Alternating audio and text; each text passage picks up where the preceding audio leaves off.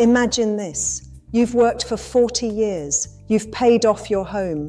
Your children are finally settled. One day your son or daughter approaches you. Mom, Dad, why don't we transfer the house into my name? It'll make life easier. We'll look after you. It sounds loving, it sounds practical, it sounds like the right thing to do. But for thousands of parents, that decision ends with one heartbreaking sentence: I no longer have a home. Today we're talking about why selling or transferring your property to your children could become one of the biggest financial mistakes of your retirement, and how you can protect yourself without damaging your relationship with your family. Let's be clear. Most children genuinely love their parents. Most parents genuinely want to help their children. The problem usually isn't the child. The problem is that life changes. Children get married, relationships end, people lose jobs, businesses fail, people pass away unexpectedly. Financial pressure builds. The child who promised nothing will ever change cannot guarantee the future. And once the property legally belongs to someone else, your options become very limited. Here's a situation I've seen far too often. Parents transfer ownership of their home to their child. Sometimes they sell it well below market value. Sometimes they simply sign it over as a gift. Initially, everything works perfectly. Everyone lives happily together. Then the child gets married. The new husband or wife has opinions. Suddenly renovations begin. Rooms are changed. Family dynamics shift. One day the parents find themselves living in a small granny flat or a converted garage.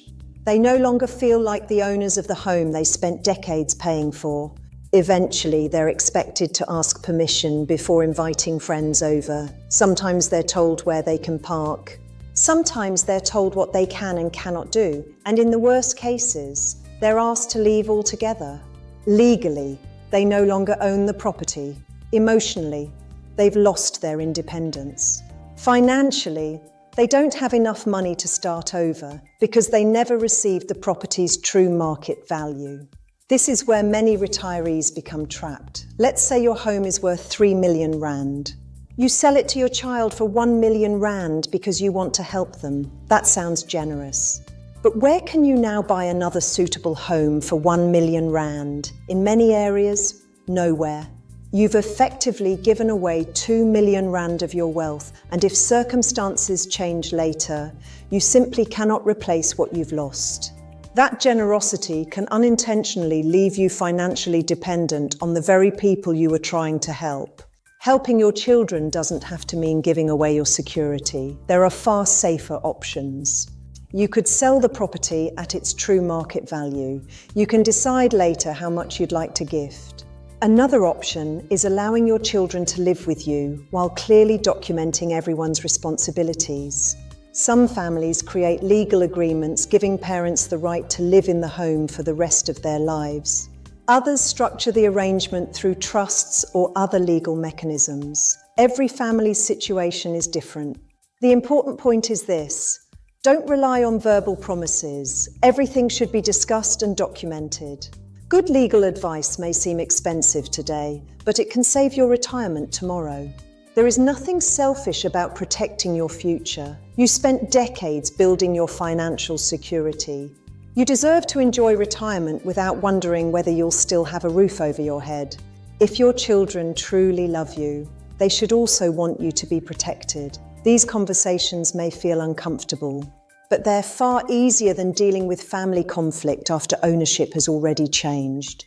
Helping your children is one of the greatest gifts a parent can give, but sacrificing your security doesn't have to be part of it. Before transferring your home, ask yourself one simple question: if life changes, will I still have a secure place to live? If the answer isn't an immediate yes, stop. Get independent legal and financial advice. Because your home isn't just an asset, it's your independence, it's your dignity that's worth protecting.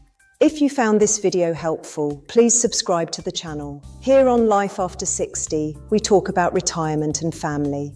If you've experienced something similar or know someone who has, share your story in the comments. Your experience might help others. And remember, the best decisions aren't made from fear, they're made from knowledge. Thanks for watching.